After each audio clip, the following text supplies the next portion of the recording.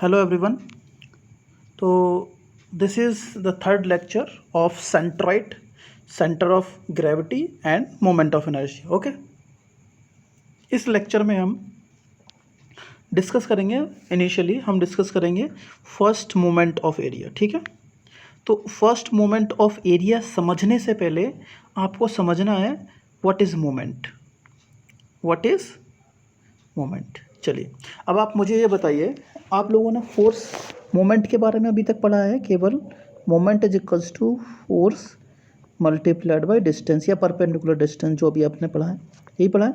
Force multiplied by distance यही पढ़ा है कि नहीं पढ़ा है, इसके अलावा कुछ नहीं पढ़ा है. ठीक है. अब एक्चुअल में जब आप फोर्स में डिस्टेंस से मल्टीप्लाई कर रहे हो तो this is the moment of force. ये किसका मोमेंट है? This is the moment of force. ये फोर्स का मोमेंट है. वहीं अगर आप क्या करो, ये जो एक्सप्रेशन होता है ना, expression that moment is equals to, moment का जो एक्सप्रेशन आपको मिलता है फोर्स इनटू डिस्टेंस, तो this is the moment of the force. वहीं अगर इस एक्सप्रेशन में हम फोर्स को रिप्लेस कर दें एरिया से, अगर इस एक्सप्रेशन में हम फोर्स को एरिया से रिप्लेस कर देते हैं तो जो स्टेटमेंट मिलता है that is called the moment of area. ठीक है. या इसको हम बोलते हैं फर्स्ट मोमेंट ऑफ एरिया. क्या बोलते हैं? First moment of area. तो what is first moment area? It is the product of area and distance of the area from the reference point or reference axis about which you want to calculate the moment. Okay, समझ में आया? तो what is first moment? Moment is the first moment of area.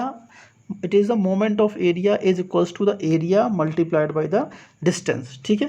कैसे? जैसे अभी देखो हमने क्या किया था, इससे पहले हमने डिस्कस किया था, ये वाली थ्योरम की थी ना, वेरिग्नांस थ्योरम की थी डिस्कस. तो हमने क्या किया था, ये छोटा सा एरिया लिया था, तो इसका इस एक्सिस के अबाउट मोमेंट कैलकुलेट किया. मोमेंट ही तो कैलकुलेट किया था. मोमेंट क्या था? इसका एरिया.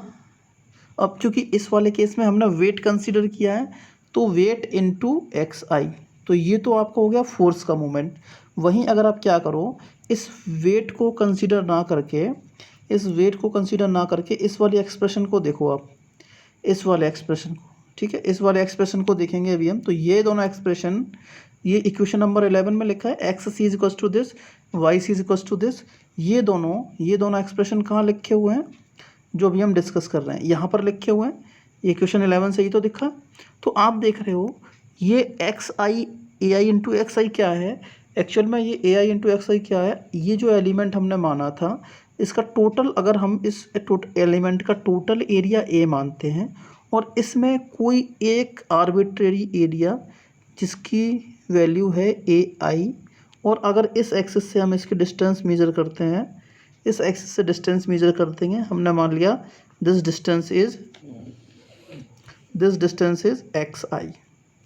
तो this X I into this area, तो this is the area moment of this area about this axis Y axis. वहीं अगर हम यहाँ से यहाँ तक की डिस्टेंस देखें, अगर मैंने मान लिया ये डिस्टेंस वाई आई है, तो A I into Y I, this is also the moment of area but about this X X. ठीक है. I think it is clear to you. तो what is moment of inertia? First moment. याद रखना ये first moment. अभी बोलेंगे तो क्या है फर्स्ट मोमेंट ऑफ एरिया? क्या है?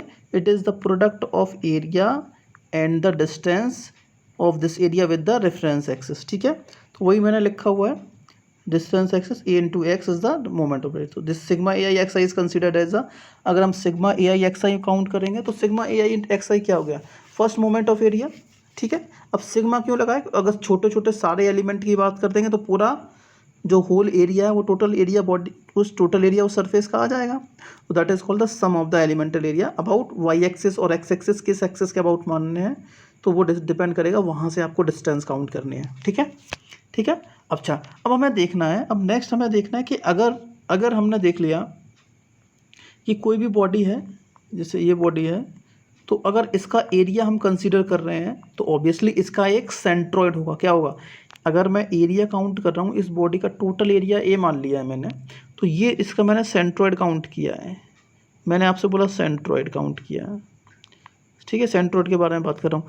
क्या मैं यहाँ पर सेंटर ऑफ ग्रेविटी यूज़ करूँगा? नहीं यूज़ करूँगा। क्यों? क्योंकि ये एक सरफेस है, this is a plain area, एक सरफेस है, एक प्लेन एरिया के बारे में बात हो रही है, that's why I will consider the centroid. अब इसका सेंट्रोइड कहाँ होगा? मैंने मान लिया इसका सेंट्रोइड यहाँ होगा, जिसकी लोकेशन जी से रिप्रेजेंट कर रहा हूँ, और इसके कोऑर्डिनेट्स मैंने क्या किए हैं अभी मान लेता हूँ मैं, एक्स सी और वाई सी इसके कोऑर्डिनेट्स हैं। यही तो मैंने अभी डिस्कस किया था। एक्स सी मतलब इस पॉइंट की एक्स के अलॉन्ग डिस्टेंस, और वाई सी मतलब इस पॉइंट की इसके अलॉन्ग डिस्टेंस। तो ये तो वाई सी हो जाएगा, ये एक्स सी हो जाएगा, ठीक है। तो हम कैसे कैलकुलेट करेंगे? कैसे कैलकुलेट करेंगे? तो इस फॉर्मूले से कैलकुलेट करेंगे। और ये फार्मूला, अब देखो ये एक्स सी और वाई सी क्या है? These are the coordinates of the centroid of the area. वो टोटल एरिया के जो सेंट्रोइड है उसके कोऑर्डिनेट्स हैं, ठीक है, कोऑर्डिनेट्स होंगे। तो ये कैसे कैलकुलेट करेंगे? आप देख रहे हो ये किसके बराबर है? It is equals to the ratio of the first moment of area and the area, total area of the body. तो अगर हम किसी भी बॉडी के क्या करें, उसका जो मोमेंट ऑफ एरिया में उस बॉडी के टोटल एरिया से डिवाइड कर देंगे तो हमें उसका कोऑर्डिनेट मिल जाएगा। तो अब ये आपको देखना है, ये मोमेंट किस एक्सिस के अबाउट लिया गया है? वाई एक्सिस के अबाउट। तो वाई एक्सिस के अबाउट मोमेंट का सम करेंगे सारे एलिमेंट्स का और टोटल एरिया से डिवाइड करेंगे तो आपको एक्स कोऑर्डिनेट मिल जाएगा। और वहीं अगर आप एक्स एक्सिस के अबाउट मोमेंट लेंगे उस बॉडी का और उस टोटल एरिया से डिवाइड करेंगे तो आपको वाई कोऑर्डिनेट मिल जाएगा। यही लिखा हुआ है मैंने, आप देखो यहाँ पर। तो कोऑर्डिनेट ऑफ सेंट्रोइड क्या होगा? फर्स्ट मोमेंट ऑफ एरिया और उसमें टोटल एरिया से डिवाइड कर देंगे, ठीक है। अगर आप एक्स कोऑर्डिनेट निकालेंगे तो वाई एक्सिस के अबाउट मोमेंट देख लेंगे, उसका सम हो जाएगा। और अगर y x coordinate y coordinate निकालना है तो एक्स एक्सिस के अबाउट मोमेंट देखेंगे, वहाँ से एरिया। तो these are the two expression that are showing the first moment of area. अब बोलोगे नहीं सर, अब ये बताइए, अगर ये फर्स्ट मोमेंट ऑफ एरिया है, इसका मतलब सेकंड भी होगा कोई ना कोई। फर्स्ट मोमेंट ऑफ एरिया ये है तो सेकंड मोमेंट ऑफ एरिया भी होगा कि नहीं? बिल्कुल होगा। तो इसको हम बाद में डिस्कस कर देंगे, ठीक है। अभी ये आपका अभी मतलब उतना इंपॉर्टेंट नहीं है, मतलब अभी ये चीज़ें हम डिस्कस कर लेते हैं, सेंट्रोइड और सेंटर ऑफ ग्रेविटी ये कैसे कैलकुलेट करते हैं, इनसे 40 चीज़ों के बारे में। तो सेकंड मोमेंट ऑफ इनर्शिया, तो मैं थोड़ा सा आइडिया आपको दे देता हूँ what is second moment of area. देखो ये first moment of area A into x है। अगर आप फर्स्ट मोमेंट ऑफ एरिया में उस डिस्टेंस से एक बार और मल्टीप्लाई कर दें, कौन सी डिस्टेंस? वो डिस्टेंस जिसके अबाउट आप मोमेंट ले रहे हैं उस पर्टिकुलर एरिया का, ठीक है। तो वही मैंने लिखा, देखिए। तो सेकंड मोमेंट ऑफ एरिया क्या हो जाएगा? फर्स्ट मोमेंट एरिया में अगर आप उस डिस्टेंस से मल्टीप्लाई करें जिसके अबाउट उस एरिया का मोमेंट लेना है, that will be the second moment of area. और सेकंड मोमेंट ऑफ एरिया को एक नाम दिया जाता है जिसको हम बोलते हैं मोमेंट ऑफ इनर्शिया, ठीक है। It is called moment of inertia. इसको हम डिस्कस करेंगे बाद में डिटेल में, ठीक है। अच्छा, इसके बाद क्या करना है आपको?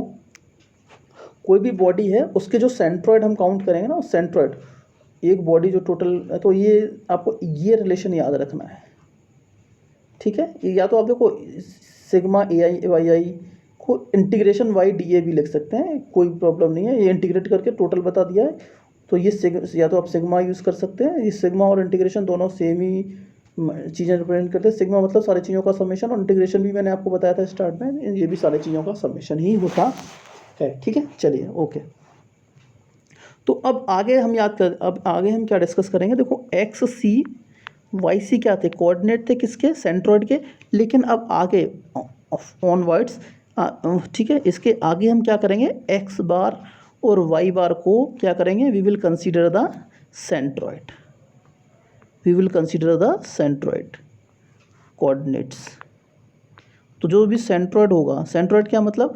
कोई भी बॉडी का सेंटर जहाँ पर उसका टोटल एरिया एक्ट करेगा, ठीक है, जिसका टोटल मतलब वो सेंटर होता है ज्योमेट्रिकल सेंटर। अगर आप अपने उस पर्टिकुलर फिगर को अपने फिंगर पर वहाँ पर बैलेंस करोगे तो वो बॉडी बैलेंस हो जाएगी। It will not try to just vibrate और try to move left side right side, ठीक है।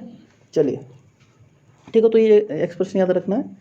तो आगे अब ये मत पूछना कि सर ये एक्स बार वाई बार क्या है। तो एक्स बार वाई बार क्या है? दीज आर द, अभी तक जो हम एक्स सी वाई सी काउंट कर रहे थे ना, ये वही हैं एक्स बार और वाई बार, ठीक है, ये वही कोऑर्डिनेट्स हैं। क्या, जैसा देखो मैंने आपको क्या बताया था, अभी बताया था ना कि कोऑर्डिनेट ज्योमेट्री आपने पढ़ा होगा। जैसे अगर ये कोई पॉइंट पी है और इसके कोऑर्डिनेट इसके कोऑर्डिनेट मैंने मान लिए 3,4, इसका मतलब ये हो गया कि ये x की वैल्यू है, ये y की वैल्यू। तो x एक्सेस में आपको 3 डिजिट चलना है, 3 पॉइंट चलना है यहाँ से यहाँ तक, और y साइड में 4 पॉइंट चलना है। तो ये p पॉइंट यहाँ पर लोकेट हो रहा है, ठीक है, ठीक है ना। चलिए ओके। अब ये तो देखो अभी तक हमने सिंगल बॉडी के बारे में बात की कि भाई रेक्टेंगल का सेंट्रोइड कैसे निकालेंगे, ठीक है, ट्रायंगल का सेंट्रोइड क्या कहाँ होता है, सर्कल का सेंट्रोइड कहाँ होता है। लेकिन जब नॉर्मल अगर आप अपनी नॉर्मल डेली लाइफ में अगर एग्जांपल्स देखेंगे तो ये जो स्ट्रक्चर्स होते हैं, ये सारी चीज़ें जो यूज होती हैं वो सिंगल तो होती ही होती हैं, इसके साथ साथ बहुत सारे फिगर्स का कॉम्बिनेशन भी हम यूज़ करते हैं। जैसे आप देखिए आपके घर में जो गार्डर होती हैं ना, गार्डर्स,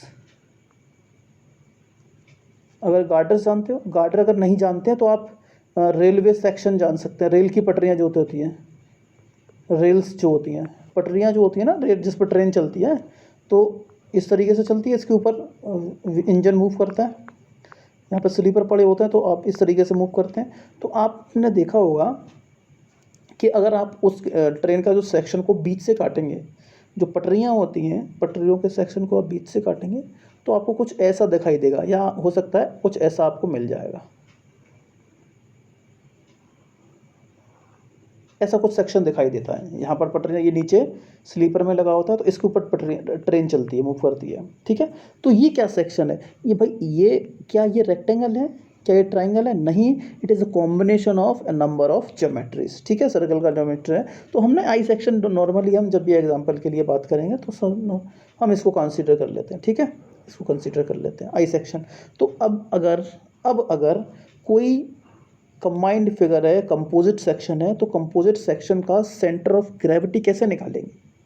अभी तक तो सिंगल का था, सिंगल का मैंने बता दिया कि सेंट्रोइड, अगर कोई सर्कल है तो उसका सेंटर पे होता है, ठीक है। ट्राइंगल है तो ट्राइंगल की अगर ये हाइट ये है तो यहाँ से उसकी मतलब बेस से तो h/3 हाइट पे होता है, और अगर इस पॉइंट से देखेंगे जो शार्प पॉइंट से 2/3 हाइट पे होता है, ठीक है। इसके अलावा कुछ मैंने स्टैंडर्ड बता दिए। लेकिन अगर कोई कंपोजिट फिगर बनाया है तो उसका सेंटर ऑफ ग्रेविटी या सेंट्रोइड कैसे फाइंड आउट करेंगे, ठीक है, कैसे फाइंड आउट करेंगे, तो वही मैं बताने वाला हूँ। देखो सबसे पहले क्या करना है, सबसे पहले क्या करना पड़ेगा, देखो centre of gravity find out करने के लिए आपको करना क्या पड़ेगा, ये जो पहले तो ये देखते हैं कि क्या जो सेक्शन आपको दिया गया है वो किस किस टाइप के फिगर से मिलकर के बना होता है, किस किस टाइप के यूनिक फिगर से बनकर मिलकर के बना होता है, ठीक है, या यूनिक सेक्शन से मिलकर बना होता है। तो ये जो दिया हुआ सेक्शन है, मैंने ये माना है कि ये 3 सेक्शन से मिलकर के बना हुआ है।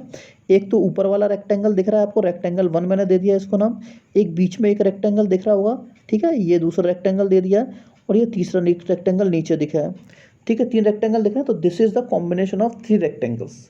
ये जो दिया हुआ फिगर है वो 3 रेक्टेंगल्स का क्या है, कॉम्बिनेशन है। बिल्कुल कॉम्बिनेशन है कि नहीं, दिख रहा है, सी। तो ये 3 रेक्टेंगल्स का कॉम्बिनेशन है, तो मैंने ये मान लिया, ठीक है।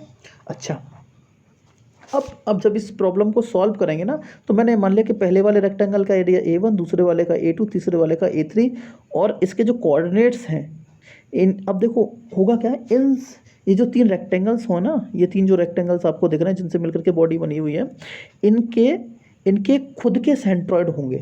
जैसे मान लिया पहली वाली बॉडी ये है, इसका सेंट्रॉइड कहाँ होता है, सेंट्रॉइड इसकी जो डिस्टेंस, टोटल डिस्टेंस के हाफ पे, इसके यहाँ से यहाँ तक की डिस्टेंस का हाफ मतलब यहाँ पे, और इसकी वर्टिकल डिस्टेंस का हाफ मतलब b/2 और d/2, ये मैंने बताया था आपको। तो ये सिंपल फिगर है, और आपको पता है कि इस सिंगल फिगर का सेंट्रॉइड कहाँ होता है, इस रेक्टेंगल। इसी तरीके से तो मैंने ये मान लिया ये G1 है, इसका सेंट्रॉइड है, और इसके कोऑर्डिनेट, अब देखो इसके लिए जब भी हम ये कोऑर्डिनेट्स मेजर करते हैं ना, ये कोऑर्डिनेट्स मेजर करते हैं तो हमें कुछ ना कुछ रेफरेंस एक्सिस काउंट करनी पड़ती है। क्या करनी पड़ती है, रेफरेंस एक्सिस माननी पड़ती हैं। अब देखो मैंने आपसे बोला है कि ये इसकी डिस्टेंस 5 है, या इसकी डिस्टेंस x की 5 है, y की 4 है, तो भाई आपको कैसे पता कि x कहाँ से मेज़र किया या y आपने कहाँ से मेज़र किया, पता है आपको, नहीं पता है। इसलिए हम क्या करते हैं, जब भी सेंट्रॉइड किसी भी बॉडी का निकालते हैं, किसी भी प्लेन फिगर का सेंट्रोइड आप कैलकुलेट करोगे तो हमेशा आपको 2 रेफरेंस एक्सेस चाहिए होंगे। क्या चाहिए होंगे? 2 रेफरेंस एक्सेस, ठीक है। ओके, तो मैंने ये मान लिया कि भाई ये रेफरेंस एक्सेस मेरी y यहाँ पर है और x यहाँ पर है, ठीक है, ऐसा भी मान सकते हैं। ये तो मैंने एक आइडिया ले लिया कि ये सिंपली एक्स वाई है, लेकिन जब भी आप हमेशा ये एज्यूम करना, मैं आपको सजेस्ट करूँगा कि आप जब भी रेफरेंस एक्सेस मानो तो एक तो बॉटम पे मान लो, सबसे एकदम बॉटम पे, किसी भी फिगर के एकदम बॉटम पे कंसीडर कर लो, और एक सबसे एक्सट्रीम लेफ्ट में कंसीडर कर लो, ठीक है। तो कहाँ माननी है?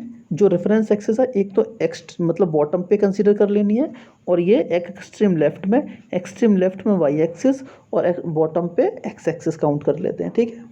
ओके ओके, ठीक है। चलिए अब क्या करना है? अब ये जो जीवन है, इसका मतलब इस जीवन के कुछ कोऑर्डिनेट्स होंगे। ये बॉडी है आपकी पहली बॉडी। इस पहली बॉडी का सेंट्रॉइड के कुछ ना कुछ वैल्यू होगी, तो इसकी एक्स कोऑर्डिनेट कितना होगा भाई? मैंने मान लिया इसका एक्स कोऑर्डिनेट x1 है और वाई कोऑर्डिनेट यहाँ से यहाँ तक की वैल्यू कितनी है। देखो ये वैल्यू हम कहाँ से मेजर करेंगे, याद रखना, remember we have to measure this value with the reference axis. तो ये बाई 1 मान लिया। अब x1 क्या है? इस वाली बॉडी का जो पहला जो ज्योमेट्री है, पहला रेक्टेंगल जो है, उसके सेंट्रोइड का एक्स कोऑर्डिनेट, और y1 क्या है? पहली वाली बॉडी जो है, पहले वाली जो सरफेस जो रेक्टेंगल है, उसके सेंट्रोइड का y कोऑर्डिनेट y1 है, ठीक है। ये मान लिया। देखो ये जो मैं बता रहा हूँ ना वो सब लिखा हुआ है, एक बार पढ़ लेना, मैं समझा दे रहा हूँ। इसी तरीके से मैंने क्या किया, ये जो दूसरी बॉडी है, उस दूसरी बॉडी का सेंट्रोइड कहाँ होगा? यहाँ पर। देखो आपको पता है ना, बेस का आधा यहाँ से यहाँ तक b/2 पे, और अगर इसकी हाइट d है, तो ये d का आधा b/2 यही तो होता है ना। ये मैंने स्टार्ट में बता दिया था आपको लेक्चर 1 में, ठीक है। तो अब देखो, अब इसके जो सेंट्रोइड हमें काउंट कहाँ से करने पड़ेंगे? हमें x की वैल्यू काउंट करनी पड़ेगी। अगर ये इसका x1 है तो इसको हम x2 मान लेंगे, और x2 यहाँ डिस्टेंस होगी, तो यहाँ से कितने डिस्टेंस पर लगेगा भाई? यहाँ से x2 पे होगा, और यहाँ से तो ये डिपेंड करता है कि आपने रेफरेंस किसको माना है। अगर इसको रेफरेंस माना तो इसके रेस्पेक्ट में वैल्यूज़ हैं, अगर आपने इसको रेफरेंस माना है तो इसके रेस्पेक्ट में वैल्यूज़ हैं। तो अगर मैं इसको रेफरेंस मानता हूँ, ये रेफरेंस है, तो यहाँ से यहाँ तक की डिस्टेंस ये आपकी बाई 2 हो जाएगी, और यहाँ से यहाँ तक की डिस्टेंस x2। इसी तरीके से थर्ड बॉडी जो होगी, इसके भी सेंट्रोइड के कोऑर्डिनेट्स आपको पता लगा लेने हैं, ठीक है। तो वही लिखा है, मैंने बोल दिया कि एरिया A1 A2 ये इनके एरिया है, x1 x2 x3 y1 y2 y2 इसके x कोऑर्डिनेट और y कोऑर्डिनेट्स हैं, 3 rectangles with respect to the point O। अब ये पॉइंट, अब अगर मैंने y को और x को रेफरेंस माना है, तो एक्स वाई के रेस्पेक्ट में ये वैल्यूज़ है, सारी वैल्यू। ये x1 यहाँ से काउंट किया होगा, y1 यहाँ से काउंट किया होगा इस एक्सिस से, और अगर इसकी बात करेंगे तो इसके लिए यहाँ से और यहाँ से काउंट किए होंगे इनके सेंट्रोइड के कोऑर्डिनेट्स, ठीक है। अब देखो इसमें एक चीज़ मैं लिखना भूल गया हूँ, रिमेंबर जो be the coordinates of the 3 rectangles, ये कोऑर्डिनेट्स ऑफ 3 रेक्टेंगल की जगह पे आपको एक टर्म ऐड करना पड़ेगा, be the coordinates of the centroids of the 3 rectangles, ठीक है। रेक्टेंगल्स तो G1 G2 G3 वो 3 रेक्टेंगल्स के सेंट्रोइड हैं, उनके ये coordinates x1 y1 x2 y2 और x3 y3। तो ये उनके जो भी बॉडीज़ हैं, एरिया रेक्टेंगल 1 रेक्टेंगल 2 रेक्टेंगल 3 के सेंट्रोइड्स के सेपरेटली कोऑर्डिनेट्स दे दिए, ठीक है। कहाँ से? With respect to the reference axis के रेस्पेक्ट में दिया, ठीक है। अब क्योंकि हमने ये माना, क्योंकि ये तीनों बॉडी जो हैं, ये जो टोटल सेक्शन जो बना है आपका आई सेक्शन दिख रहा है, ये आई सेक्शन 3 बॉडी से मिलकर के बना होता है, बना है, ये 3 बॉडी से मिलकर के बना है। तो हम क्या करेंगे, अगर मैंने मान लिया इस कंबाइंड बॉडी का सेंटर ऑफ ग्रेविटी, क्या मैंने बोला, इस कंबाइंड बॉडी का सेंटर ऑफ ग्रेविटी मैंने मान लिया that it is this combined centre of gravity is that point G पर है, और उस जी के कोऑर्डिनेट्स x बार और y बार हैं। Let x bar and y bar are the coordinates of this total section, पूरे सेक्शन के कोऑर्डिनेट्स हैं x बार y बार। तो उनकी वैल्यू आप निकालोगे इस फॉर्मूले से, क्योंकि ये इसमें x1 ये तीनों एडअप हो रहे हैं, इसीलिए सारी वैल्यूज़ एडअप हो जाएंगी। तो इसका x कोऑर्डिनेट कैसे मिलेगा आपको, पहले वाले बॉडी का एरिया और उसका x कोऑर्डिनेट प्लस दूसरी वाली बॉडी का एरिया, उसका x कोऑर्डिनेट x मतलब उसके सेंट्रॉइड का x कोऑर्डिनेट, फिर तीसरे वाले बॉडी का x3, इसी तरीके से अपॉन टोटल एरिया का सम, इसका एरिया प्लस इसका एरिया प्लस इसका एरिया सम कर देंगे टोटल एरिया। और इसको याद रखना, टोटल एरिया को हम a लिख देते हैं, ठीक है, तीनों का सम्मेशन करके that is equals to a, ठीक है।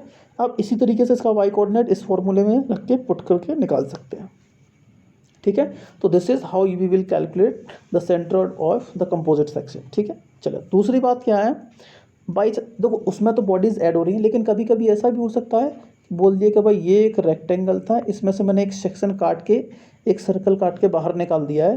अब ये बचा हुआ जो हैचिंग पोर्शन है, ये बचा हुआ जो पोर्शन आपको दिख रहा है, इसका सेंट्रोइड कहाँ होगा, इसका सेंट्रोइड कहाँ होगा, तो याद रखना जो पोर्शन रिमूव किया है उसका जो कोऑर्डिनेट्स हैं, उसका मोमेंट जो है वो माइनस साइन के साथ आ जाएगा, या जो एरिया है वो माइनस के साइन के साथ हो जाएगा।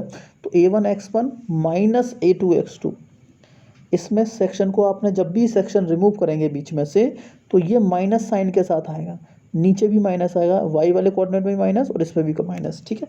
तो you have to remember this thing in your mind, ठीक है। अच्छा, इसके अलावा कुछ रूल्स और याद रखने हैं आपको, कुछ रूल्स और याद रखने हैं। वो रूल्स क्या हैं, वो रूल्स ये हैं कि अगर कोई जो भी सेक्शन आपको दिया है वो एक्स एक्सिस के अबाउट सिमेट्रिक है, किसके अबाउट, एक्स एक्सिस के अबाउट। देखो रेफरेंस एक्सिस काउंट करने के कुछ और सिंपल है, जैसे मान लिया कि क्या सर हमें एक्स बार और वाई बार दोनों की वैल्यू कैलकुलेट करनी है, या कभी एक्स बार और वाई बार निकालने हैं, या कभी वाई बार निकालना है, कोई दोनों नहीं निकालने होते, हम ऑटोमेटिकली डिसाइड कर सकते हैं ऑब्वियसली। तो इसमें आपको करना क्या होता है, आपको पहले सबसे पहले जब भी ये प्रॉब्लम सॉल्व करेंगे ना, जब भी ये प्रॉब्लम आप सॉल्व करेंगे, आपको सबसे पहले उसकी सिमेट्रिसिटी चेक करनी पड़ती है,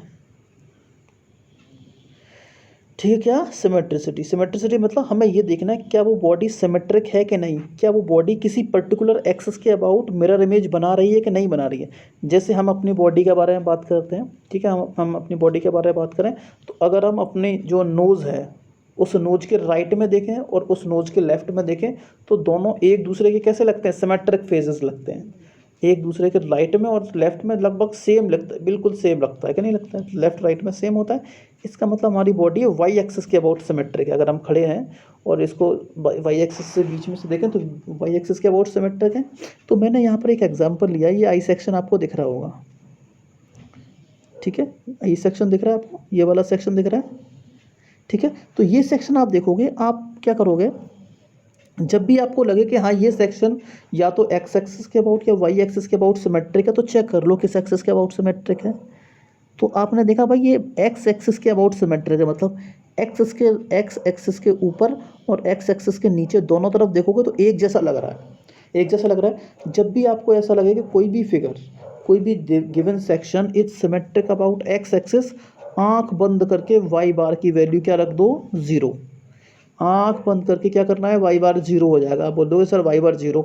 अब इसका फिजिकल मीनिंग क्या होगा, इसका फिजिकल मीनिंग होगा कि जो सेंट्रॉइड होगा ना बॉडी का, जो गिवन ज्योमेट्री है या गिवन सेक्शन जो है, सॉरी, ठीक है। तो हमने क्या देखा, हमने ये देखा कि अगर कोई भी फिगर, अगर कोई भी ज्योमेट्री या कोई भी सेक्शन एक्स एक्सिस के अबाउट सिमेट्रिक है, तो हमें डायरेक्टली आंख बंद करके देख लेना है। अगर एक्स एक्सिस के सिमेट्रिक है तो वाई बार की वैल्यू 0 होगी, और वाई बार की वैल्यू 0 होने का मतलब फिजिकल मतलब क्या है कि जो सेंट्रॉइड होगा वो एक्स एक्सिस पे ही कहीं ना कहीं होगा। जैसे अगर आप इसकी बात करेंगे, इस गिवन फिगर की बात करेंगे, ये जो फिगर आपको ये दिया गया है, इसमें क्या देखोगे कि अगर आप बीच से एक लाइन ड्रॉ करते हो तो मतलब ये एक्स एक्सिस है, तो आपको कुछ नहीं करना। आपकी देखो मैंने आपसे बोला था कि 2 रेफरेंस एक्सिस सेट करनी होती है, 2 रेफरेंस एक्सिस सेट करनी होती है कि नहीं करनी होती है। तो एक एक्सिस तो आपको मिल चुकी है, वो एक्सिस कौन सी है, एक्स एक्सिस। जैसे ही आपने डिसाइड किया कि भाई ये फिगर एक्स एक्सिस के अबाउट सिमेट्रिक है, तो उस एक्स एक्सिस को इस बॉडी के एकदम बीच से, सेंटर से पास कर दो। जहाँ पर ये सिमेट्रिक है तो एक एक्सिस तो रेफरेंस एक्सिस फिक्स हो गई, आपका सेंटर ऑफ ग्रेविटी जो होगा वो इस एक्सिस पे कहीं भी हो सकता है, ठीक है। वाई बार 0 का मतलब है इस एक्सिस पर आपका सेंट्रॉइड कहीं भी हो सकता है, but it will lie on this axis, ठीक है। ठीक है।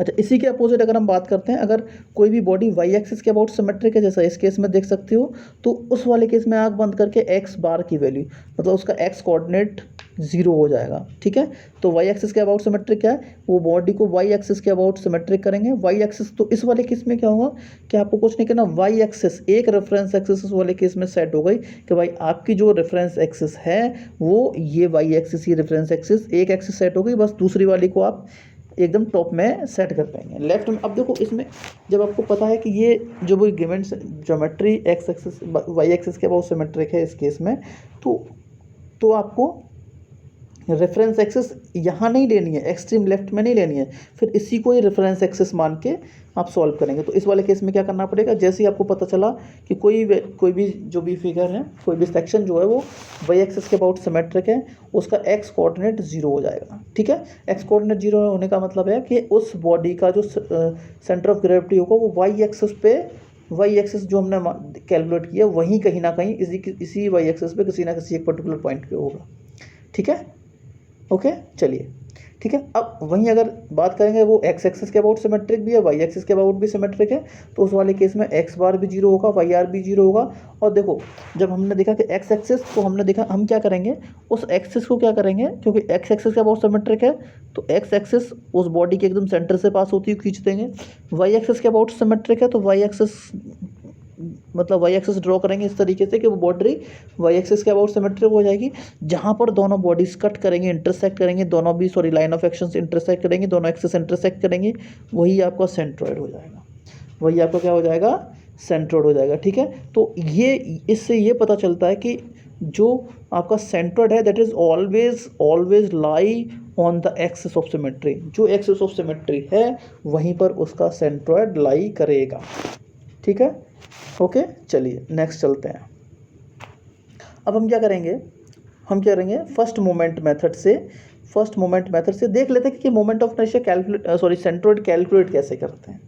ठीक है, सेंट्रॉइड कैलकुलेट कैसे करते हैं, फर्स्ट मोमेंट मेथड से हम कैलकुलेट कर लेते हैं। तो फर्स्ट मोमेंट मेथड क्या बोलता है कि सेंट्रॉइड क्या होता है आपका, इंटीग्रेशन ऑफ, अगर एक्स की बारे में बात करेंगे, एक्स एक्सिस के अबाउट 20 तो वाई डी ए अपॉन ए, यही तो हुआ।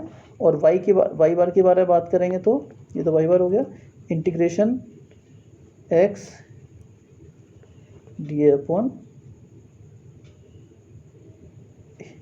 ठीक है ओके चलिए।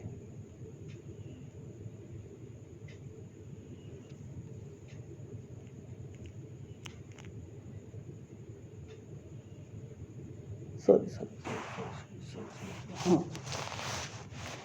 नहीं हाँ ये देखो यहाँ दिया, ये वाला मेथड यूज़ करना, ए I into x I upon ए होता है, ये वाला यूज़ करना है, ये वाला। ठीक है, वाई बार यहाँ से डिस्टेंस है तो वाई डिस्टेंस, तो ये मोमेंट एक्सिस के अबाउट हो जाएगा। ठीक है चलिए ओके। तो अब देख लेते हैं कि कैसे कैलकुलेट करना है। देखो इसके लिए हमने करना क्या है, मैं थोड़ा सा जूम करके आपको दिखा देता हूँ, हमने क्या माना है, हमने ये मान लिया कि ये जो भी रेक्टेंगल है, ये एक रेक्टेंगल है आपका, इसका बेस जो है वो बी है, विड्थ बी है, और इसकी डेप्थ जो है, हाइट जो है वो डी है। ठीक है, तो हमने क्या माना, देखो मैंने आपको स्टार्ट में बताया था कि रेफरेंस एक्सिस एक्सट्रीम मतलब लेफ्ट में वाई एक्सिस मान लिया इस बॉडी के, और इस फिगर के, और एक्सट्रीम मतलब बॉटम पे ये रेफरेंस एक्सिस एक्स मान लिया। ठीक है, तो हमने क्या किया, इस यहाँ से इसके बेस से वाई डिस्टेंस पर एक स्ट्रिप काउंट की है, इस बॉडी की छोटा एलिमेंट काउंट किया है जिसकी विड्थ या जिसकी हाइट थिकनेस जो है डी वाई है at a distance y from here. ठीक है, तो हम क्या करेंगे, अब देखो यहाँ से इस बॉडी, ये जो आपको इमेज दिख रही है उसकी यहाँ से डिस्टेंस वाई है, तो हम क्या करेंगे, किस एक्सिस के अबाउट मूवमेंट ले लेंगे, किस एक्सिस के अबाउट मूवमेंट ले लेंगे, एक्स एक्सिस के अबाउट। और एक्स एक्सिस के अबाउट मूवमेंट क्या होगा, एरिया मूवमेंट, ये वाला एरिया और इस एक्सिस से यहाँ तक की परपेंडिकुलर डिस्टेंस। ठीक है, मोमेंट क्या होगा, ये एरिया, अगर इस एरिया की वैल्यू डी ए है, ठीक है, ये एलिमेंटल स्ट्रिप है, इसका एरिया डी ए है, और यहाँ से वाई डिस्टेंस पर है, तो एरिया इनटू इसके बीच की डिस्टेंस, ये क्या हो जाएगा, this is your area area moment कितना हो जाएगा, this d a multiplied by distance y. अरे एक्स एक्सिस से डिस्टेंस जो मेजर किया थी वो वाई तो होती है, और वाई एक्सिस से मेजर किया था उसको एक्स कोऑर्डिनेट बोलते हैं, है ना, तो वही किया है। जो मैंने बताया वही। तो अब छोटी सी जो स्ट्रिप आपको दिखाई दे रही है, ये जो स्ट्रिप दिखाई दे रही है, ये वाली, ये छोटी स्ट्रिप दिखाई दे रही है, उसका एरिया कितना हो जाएगा? तो उसका बेस तो कांस्टेंट है बी, और इसकी ये जो थिकनेस कितनी है डी वाई। अब देखो वाई यहाँ से यहाँ तक पूरा वेरी कर रहा है कि नहीं, तो डी वाई हमने काउंट कर ली छोटी स्ट्रिप के लिए। ठीक है, ठीक है, छोटी स्ट्रिप के लिए हमने क्या कर लिया, डी वाई काउंट कर लिया। ठीक है, चलिए अगर हमने ये डी वाई काउंट किया, जैसे ही डी वाई काउंट किया तो आप देखोगे मैंने फिर क्या किया, इसको we have taken the moment about x axis, और एक्स एक्सिस के अबाउट मोमेंट करेंगे तो ये वाला एरिया और ये वाई डिस्टेंस आ जाएगी। ठीक है, और डी ए की value Y into D A आ जाएगा। तो हम क्या करेंगे, हमें किसकी वैल्यू मिलेगी, अगर आप एक्स एक्सिस के अबाउट मोमेंट लेंगे तो आपको वाई बार मिलेगा। Remember this thing, if you are taking the moment about x axis you will get the Y coordinate. Y bar की वैल्यू कितनी होती है, 0 टू वाई। अब देखो इंटीग्रेट करेंगे। अब मैंने बोला कि इसकी लिमिट क्या होनी चाहिए, लिमिट। अब देखो वाई की वैल्यू यहाँ पर कितनी है, हम आप देख रहे हैं ये स्मॉल स्ट्रिप है और यहाँ से वाई डिस्टेंस पर है। अब आप देख रहे हो जो रेक्टेंगल आपका पूरा है, उस रेक्टेंगल का यहाँ पर वाई की वैल्यू तो 0 हो जाएगी, और यहाँ तक पहुँचेगा तो इसकी पूरी हाइट आ जाएगी कि डेप्थ डी आ जाएगी कि नहीं। तो वाई की वैल्यू यहाँ 0 और यहाँ मैक्सिमम डी। तो आपको कुछ नहीं करना, we have to put apply the limits 0 to d. तो 0 टू डी जैसे ही अप्लाई करेंगे, डी ए का क्योंकि छोटा जो वॉली है इसका स्मॉलेस्ट एरिया ये है बी इंटू वाई, तो ए की वैल्यू बी इंटू वाई रखेंगे, बी को बाहर ले लेंगे कि बी कांस्टेंट रहेगा और वाई डी वाई बचेगा। वाई डी वाई का इंटीग्रेशन करेंगे, यहाँ पर एक स्टेप अगर आप देखोगे तो बी बाहर आ जाएगा और वाई डी वाई आ जाएगा, और वाई डी वाई का इंटीग्रेशन एक पावर ऊपर बढ़ जाएगी तो पावर 2 हो जाएगी और 2 नीचे आ जाएगा। इंटीग्रेशन बताया था ना पहले, बताया था, तो इंटीग्रेशन बता देंगे आपको डायनामिक्स और पार्टिकल्स में इंटीग्रेशन किस तरीके से किया जाता है नॉर्मल फिगर एल्जेब्रिक फंक्शन का, तो वो बताया मैंने आपको। तो जब आप इसको इंटीग्रेट करेंगे तो वाई स्क्वायर अपॉन 2 आ गया, और एक बार वाई की वैल्यू डी रखेंगे पहले, फिर 0 रखेंगे, तो that finally you will gate D by 2। Finally जो आपको मिलेगा वाई बार की वैल्यू डी बाई 2। तो आपको पता चल गया कि उस बॉडी का इस बॉडी का नहीं, इस रेक्टेंगल का जो सेंट्रॉइड होगा, उस सेंट्रॉइड का एक्स कोऑर्डिनेट कितना है, डी बाई 2। एक्स कोऑर्डिनेट नहीं, वाई कोऑर्डिनेट। इस रेक्टेंगल का वाई कोऑर्डिनेट कितना है, डी बाई 2। यहाँ से यहाँ तक का अगर टोटल डी है तो डी के आधे में, इसकी हाइट अगर डी है तो उसके आधे में कहीं ना कहीं यहाँ कहीं होगा। अच्छा ठीक है, अब ये देखते हैं एक्स बार की वैल्यू क्या है। तो एक्स बार के लिए क्या करेंगे, अब हम क्या करेंगे, छोटी सी स्ट्रिप दोबारा से काउंट कर लेंगे, इस वाले एक्सिस के अलॉन्ग काउंट करेंगे, दोबारा से मोमेंट लेंगे। तो ये डी एक्स ये मान लेंगे, यहाँ से एक्स डिस्टेंस पे, वाई एक्सिस से एक्स डिस्टेंस पे डी एक्स की एक थिकनेस की हमने एक स्ट्रिप काउंट की। ठीक है, एक्स डिस्टेंस पे, और तो इसका स्ट्रिप का एरिया कितना हो जाएगा, दिस डी एक्स, और ये वाली विड्थ, तो ये विड्थ कितनी है डी, तो डी इंटू डी एक्स इसका एरिया हो जाएगा, स्ट्रिप का एरिया। ठीक है, अब इसका मोमेंट वाई एक्सिस के अबाउट मोमेंट लेंगे तो एरिया यहाँ से कितनी डिस्टेंस पर, एक्स पे, तो डी एक्स इंटू डी ए इंटू एक्स हो जाएगा। ठीक है, अब इंटीग्रेट करेंगे। अब देखो एक्स की वैल्यू यहाँ इस एक्सिस पे देखेंगे तो 0 है, और यहाँ देखेंगे तो डी बी के बराबर है, तो 0 टू बी लिमिट हो जाएगी। इसको इंटीग्रेट करेंगे इसी तरीके से। इंटीग्रेट करने के बाद आप देखोगे कि इसका वाई कोऑर्डिनेट जो है, उस वाई कोऑर्डिनेट की वैल्यू कितनी है, बी अपॉन 2। क्या है, बी अपॉन 2। तो फाइनली हमने देखा कि जो ये रेक्टेंगल है, इस रेक्टेंगल के सेंट्रॉइड के जो कोऑर्डिनेट्स आपको दिख रहे हैं, वो कोऑर्डिनेट्स एक्स कोऑर्डिनेट है उसका बी अपॉन 2 और वाई कोऑर्डिनेट है d upon 2। So we can write that the coordinates of the centroid of a rectangle are b by 2 and d by 2। ठीक है, इसी तरीके से आप बाकी जो भी फिगर्स हैं उनका मोमेंट उनका सेंट्रॉइड कैलकुलेट कर सकते हैं, प्लेन फिगर जैसे सर्कल का और बाकी चीज़ों का। ठीक है, हालांकि मैंने आपको स्टार्ट में मतलब बता दी थी कि किसका सेंट्रॉइड कहाँ लाई करता है। देखो इस वेबर ने बताया था स्टार्ट में। देखो ये table that is very important. अगर आप ये टेबल याद नहीं करेंगे कि सेंट्रॉइड किसका कहाँ लाई करता है, you can not solve the numericals. आप न्यूमेरिकल सॉल्व नहीं कर सकते। तो देखो रेक्टेंगल का जो एक्स कोऑर्डिनेट बी अपॉन 2 आया, वाई कोऑर्डिनेट डी अपॉन 2 आया है। ठीक है, तो ये आपको याद रख लेना है कि ये यहाँ से यहाँ तक की distance b upon 2 d upon 2 हो जाएगी, ये बी अपॉन 2 हो जाएगा, मतलब सेंट्रॉइड हाफ में काउंट करेगा। ठीक है, सर्कल का पता चल गया, सर्कल का हो गया। ठीक है, ये बी हो गया, इसका आर। अब देखो ये वाई बार की डिस्टेंस दी है, या तो 0 पे होगा या वाई बार यहाँ होगा, तो वाई कोऑर्डिनेट कहाँ होगा इसका। अच्छा, इसमें देखो ये एक्स बार वाई बार है ना, वो ये वाली डिस्टेंस है यहाँ से इस फिगर से। कीप इन योर माइंड, ये जो सेमी सर्कल आपको दिख रहा है, तो ये वाली वैल्यू है 4r अपॉन 3 पाई, और सेमी यहाँ से ये वाई बार भी है 4r अपॉन 3 पाई है। सेमी सर्कल में और सर्कल में सॉरी ये क्वार्टर सर्कल में, क्वार्टर सर्कल में ये वैल्यूज आपको, तो ये टेबल आपको याद रखनी है, you have to keep this table in your mind, ठीक है। ओके चलिए, तो आज हम यहीं तक छोड़ते हैं, बाकी नेक्स्ट लेक्चर में हम सेकंड मोमेंट ऑफ एरिया पे बात करेंगे, ठीक है। We will discuss second moment of area, या जिसको बोलते हैं that is called moment of inertia. We will discuss that thing in the detail. यहाँ तक हमने पढ़ा second moment of area, we will discuss this in the next lecture. Okay, good night.